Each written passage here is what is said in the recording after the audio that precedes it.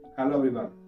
दोस्तों, हमारे साथ कभी कभी ऐसा होता है कि हम किसी को कोई काम बोल देते हैं तो वहां से हमें सख्त मना कर दिया जाता है कि ये काम मैं नहीं कर सकता हूं, या फिर ये काम नहीं होगा, या फिर ये मेरे काम बस का नहीं है।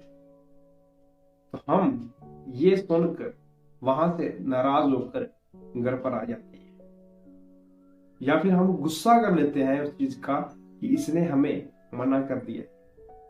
कभी कभी हमारा कभी कभी उसके मना करने में हमारा फायदा होता है, या फिर वो इंसान हमारे भले के लिए उस चीज को मना कर रहा होता है। खैर, मैं आपको एग्जाम्पल के थ्रू समझाना चाहता हूँ। देखिए, एक बार एक चिड़िया थी जो कि अपना घोंसला बनाने के लिए कोई पेड़ की तलाश कर रही थी। तो वो अलग अलग जगह पर ढूंढती है। काफी देर तक ढूंढने के बाद एक नदी के किनारे दो पेड़ थे। वो पहले पेड़ के पास जाती है।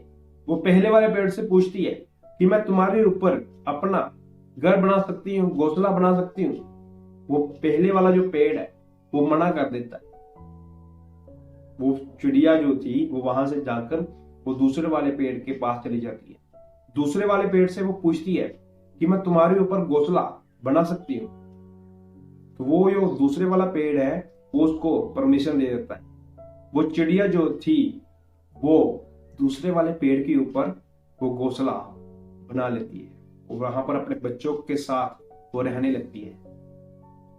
काफी टाइम तक ऐसा चलता रहता है, और एक दिन ऐसा आ जाता है, वो जो पास नदी होती है वो नदी का बहाव इतना तेज हो जाता है कि जो पानी था वो ओवरफ्लो होकर वो जमीन के ऊपर आ जाता है। पहले वाला पेड़ था वो नदी में बह जाता है। वो जो चिड़िया होती है वो वहां पर देखकर पहले वाले पेड़ को हंस रही होती है, और उड़ते उड़ते उसके पास जाती है। उसको बोलती है कि तुमने मुझे मना कर दिया था अपने ऊपर घोंसला बनाने का, इसलिए ये तुम्हारी कठोरता का फल है जो कि तुम्हें आज नदी में बह रहे हो।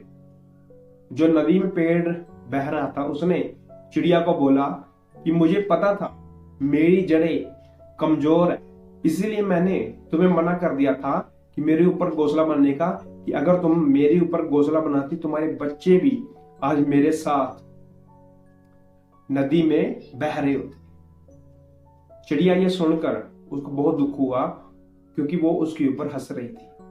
पहले वाले पेड़ ने चिड़िया के भले के लिए मना किया था, क्योंकि उसकी जड़ें कमजोर थी, और अगर वो परमिशन दे देता तो आज उसके बच्चे भी उसके साथ बह रहे होते। तो कभी कभी हमारे साथ भी ऐसा होता है, कोई हमारे भले के लिए ना कर रहा है, मना कर रहा है, हम उसको सीरियस में लेकर उस इंसान को बुरा मानने लगते हैं जो कि हमारे भले के लिए हमें मना कर रहा है। हमारे पेरेंट्स भी हमें बहुत अलग अलग जगह के लिए मना करते हैं, अलग अलग कामों से मना करते हैं, क्योंकि वो हमारे भले के लिए मना कर रहे हैं, बट हम जिद पे आकर वो काम कर देते हैं। इसलिए हमें कभी कभी उस काम से नुकसान भी देखने को मिलता है। अगर आपको कोई भी मना कर रहा है, चाहे आपकी फैमिली मेंबर हो, चाहे वो कोई बाहर का पर्सन हो, तो ये जरूर जान लेना कि उसका रीजन क्या है, ये क्यों मना कर रहा है, जिसके पीछे इसका रीजन है।